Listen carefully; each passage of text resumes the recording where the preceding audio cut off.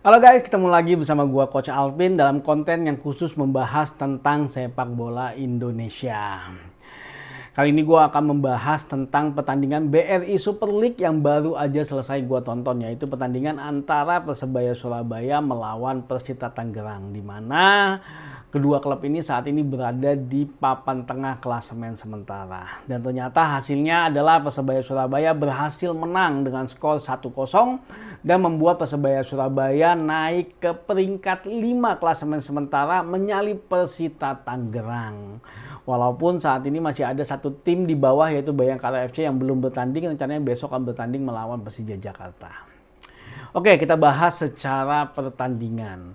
Secara permainan, Persebaya Surabaya tampil lebih dominan dibandingkan dengan Persita Tangerang.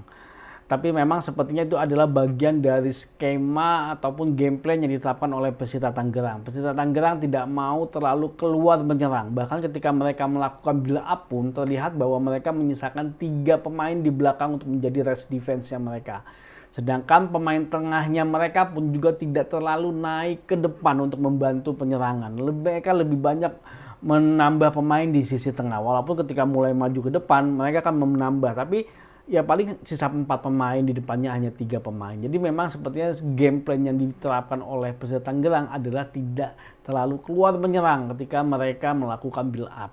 Sedangkan ketika mereka melakukan defense, formasi yang mereka terapkan itu dengan skema 4-5-1 di mana mereka hanya menyisakan 1 pemain ada di depan dan memenuhi lini tengah dengan 5 pemain tentunya. Dan ini membuat Persebaya Surabaya sedikit mengalami kebuntuan di babak pertama. Serangan Persebaya Surabaya menurut gue cukup monoton. Karena memang mereka hanya mencoba memanfaatkan ruang dari sayap baik di kanan maupun dari kiri. Karena memang ruang di tengah itu sudah cukup penuh dengan pemain Persita Tangerang. Dan di babak pertama, crossing yang dilakukan oleh Persebaya Surabaya berhasil terbaca dengan baik oleh pemain Persita Tangerang. Di babak kedua tidak ada pergantian atau perubahan pemain, tapi memang secara permainan Persita Tangerang sedikit keluar menyerang. Berbeda dengan babak pertama, mereka sedikit memberanikan diri untuk melakukan pressing di atas, dan ketika mereka melakukan build up, mereka hanya menyisakan 2 pemain di bawah dibantu dengan kipernya Igor. Nah, hal ini berhasil dimanfaatkan dengan baik oleh Persebaya Surabaya. Mereka yang awalnya memanfaatkan ruang sayap dan melakukan crossing, ada momen di mana Catur berhasil melakukan penetrasi ke ruang terbuka dan akhirnya masuk ke kotak penalti dari Persita Tangerang dan berhasil melakukan cutback. Sebenarnya kesempatan pertama itu jatuh di kakinya Pedro Matos, tapi berhasil dilakukan blok oleh Muhammad Toha. Tapi second ball-nya itu jatuh ke kakinya Rivera dan akhirnya Rivera terbuka celah dan melakukan finishing dengan sangat baik dan membuat Persebaya unggul menjadi 1-0.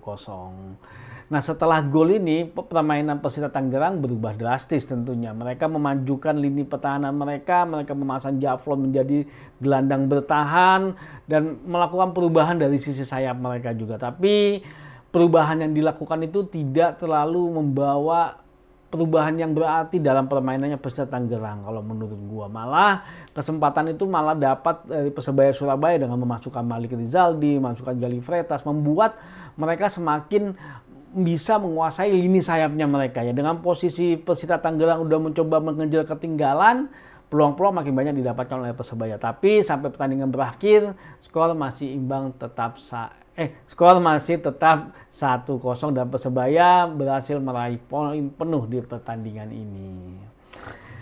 Ya, menarik memang pertandingan tadi, sebenarnya adu strategi yang terjadi antara dua pelatih ya.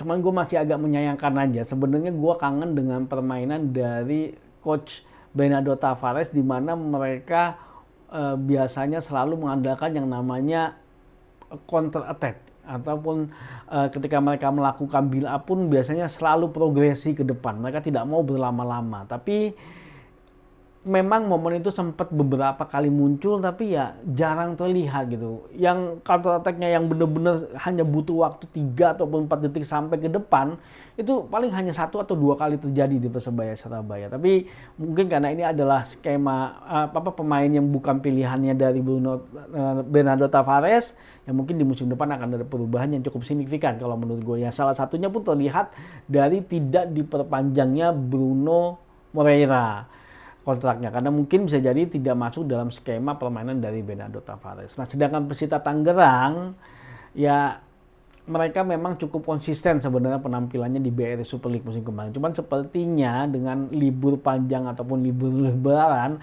membuat ritme permainan mereka sedikit menurun. Ya kayak contohnya Hoki Caraka yang biasanya jadi starting line up tidak dipakai menjadi starting line up. Ya gue nggak tahu karena apa. Ya tapi bisa jadi secara fitnessnya belum kembali dan lain-lain, ya gue juga nggak paham. Atau mungkin bagian dari strategi juga. Tapi ya kenyataannya bahwa saat ini Persita kalah dari Persebaya Surabaya dan harus tersalip di posisi klasemen sementara, jadi mereka berada di peringkat 6. Oke, terima kasih yang udah nonton video gue. Sampai ketemu lagi di video gue yang khusus membahas tentang sepak bola Indonesia tentunya. Maju sepak bola Indonesia.